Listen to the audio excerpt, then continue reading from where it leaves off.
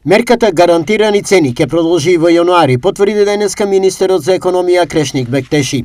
Јас заедно со премиерот Ковачевски веќе сме го изработиле целосно законот за нефер трговски практики, кој ќе воведе нова регулатива во делот на трговијата, посебно со земјоделските производи и со прехранбените производи. Најавениот закон за нефер трговски практики, кој ќе го регулира формирањето на цените на сите нивоа, односно од производител па до трговец, е во процедура, информираше Бектеши. Законското решение веќе во собрание е со европско знаме и ние очекуваме во текот на јануари тоа да биде усвоено.